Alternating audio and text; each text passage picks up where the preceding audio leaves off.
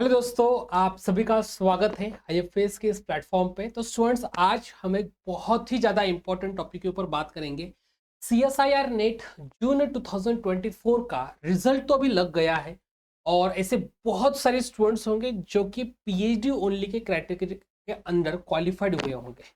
तो उनका जो कंडीशन थी सिर्फ 25% फॉर बाकी जो कैटेगरीज है उनके लिए, और अनरिजर्व के लिए उनके पास था 33%। तो ऑफ कोर्स बहुत सारे स्टूडेंट्स होंगे जो इस कैटेगरी से अंडर क्वालिफाइड हो चुके होंगे, बट अभी भी उनको जीआरएफ चाहिए होगी, उनको लेक्चरशिप चाहिए होगी। तो इसके बारे में उन्होंने कुछ सोचा है? ये तो बहुत बड़ा क्वेश्चन है, क्योंकि अगर आप लोगों ने एलएस या फिर जीआरएफ इन दोनों कैटेगरीज के कट ऑफ्स देखे हो तो उस कट ऑफ में और आपका पीएचडी ओनली का जो कट ऑफ है उस कट ऑफ में काफी डिफरेंस है।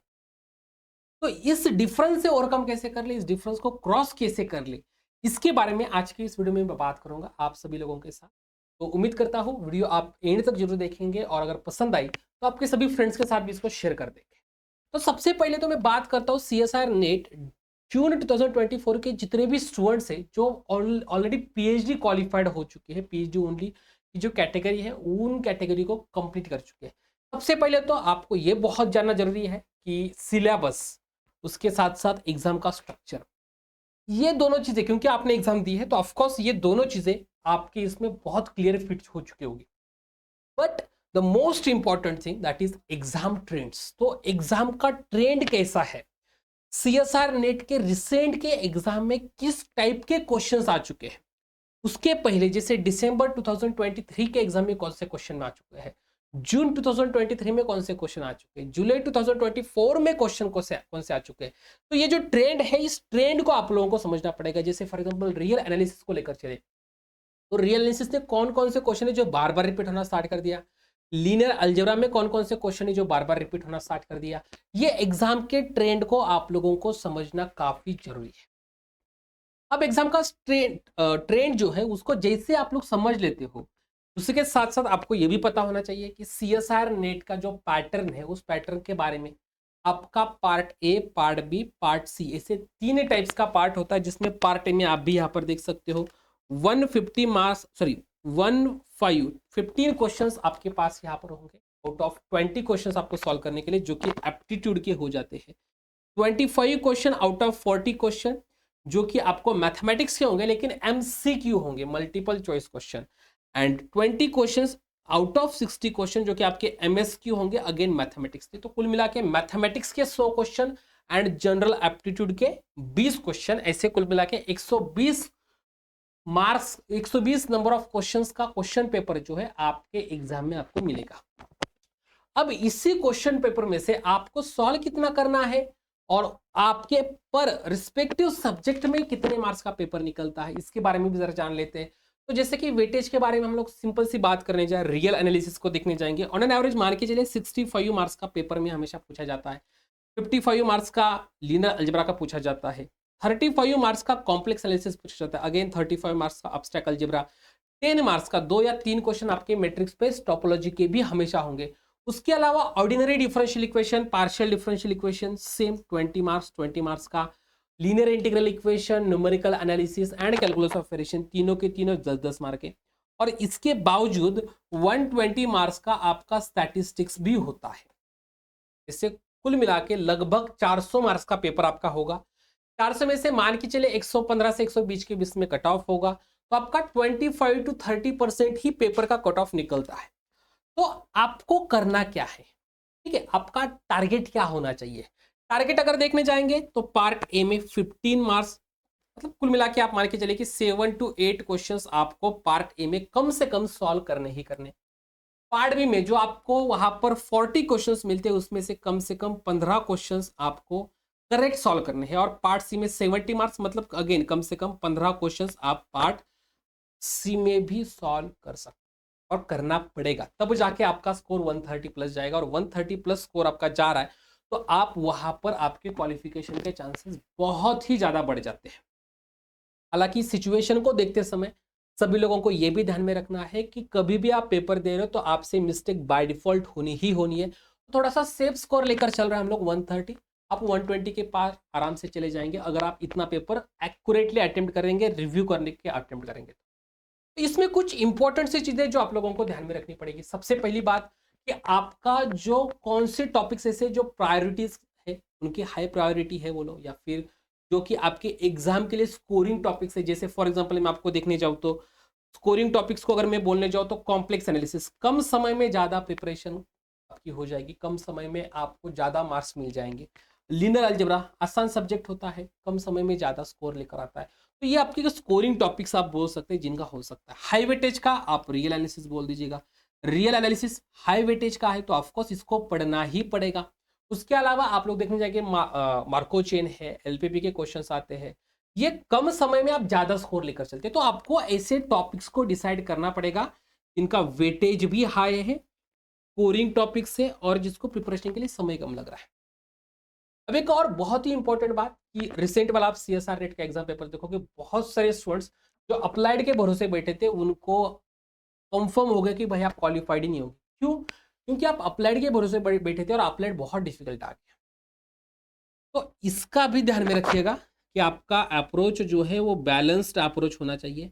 आपके अप्रोच में कहीं पे भी कोई भी कमी ना रहे। आप एनालिसिस को भी अच्छे से कर ले, आप अलजेब्रा को भी अच्छे से कर ले, और अप्लाइड को भी अच्छे से कर ले। ऐसा नहीं कि आपको ये टॉपिक स्किप करना है, वो टॉपिक डिटेल में करना है, इसको पूरा का पूरा सब्जेक्ट को छोड़ दो। ये चीजें करोगे तो बहुत बुरे फंसोगे। हाँ, ऐसा हो सकता है कोई टॉपिक डिफिकल्ट जा रहा है, डजंट मैटर, बट उस सब्जेक्ट को स्किप नहीं करना डायरेक्टली। किसी को पार्शियल डिफरेंशियल इक्वेशन नहीं समझ में आ रहा है, ठीक है, लेकिन classification of partial differential equation ये एक चीज, और दूसरी कोशी प्रॉब्लम, एटलीस्ट इन दो एग्जांपल्स को तो आप कर ही सकते हो। और हर पेपर में इस दो क्वेश्चन के क्वेश्चन आते हैं, दो टॉपिक के क्वेश्चन आते हैं। तो इस प्रकार से ध्यान में रखिएगा, आपको बैलेंस्ड अप्रोच रखना पड़ेगा।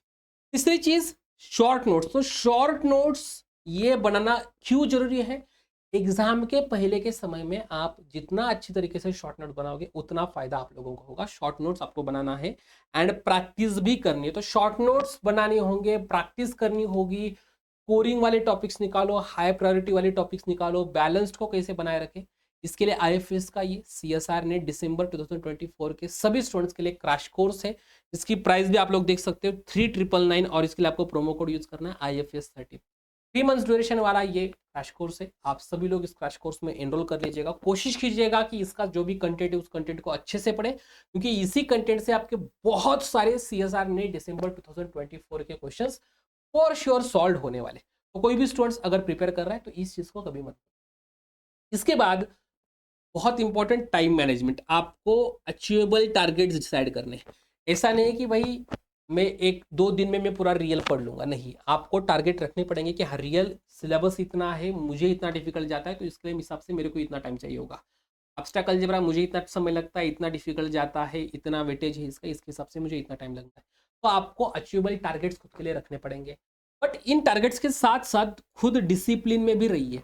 ऐसा नहीं कि आपने 10 दिन लिनियर अलजेब्रा के लिए दिया थे और प्रॉपरली अगर कर देते तो हो भी जाता, लेकिन आपका डिसिप्लिन प्रॉपर नहीं था, आने वाले 3 दिन में आपने कुछ नहीं किया और इस वजह से 10 दिन में लिनियर अलजेब्रा हुआ ही नहीं।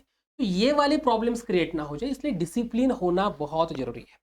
और ये डिसिप्लिन तभी होगा जब आप सोशल मीडिया जो है उस सोशल मीडिया को बिग नो बोल देंगे कि भाई आने वाले समय में कुछ समय के लिए एटलीस्ट मैं सोशल मीडिया के से दूर रहूंगा, ताकि मेरी प्रिपरेशन के ऊपर मेरा फोकस कॉन्सेंट्रेशन अच्छा हो जाए।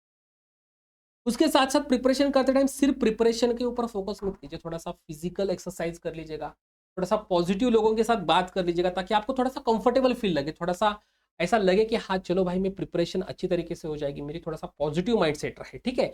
और एट द एंड जाके आपको प्रिपरेशन करते टाइम ध्यान में रखना है कि आपको अच्छी तरीके से मॉक टेस्ट देने हैं, आपको प्रैक्टिस डेज देने हैं।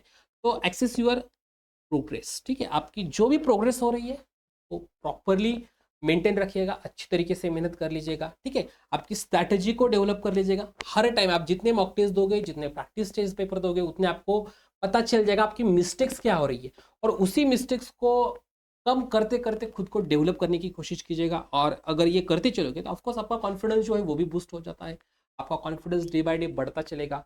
और कहीं भी कुछ भी मिस्टेक्स हो रही है तो उस फीडबैक को लेना कभी मत भूलना, चाहे वो किसी एग्जाम से हो, चाहे वो किसी टीचर से, चाहे वो किसी फ्रेंड से हो।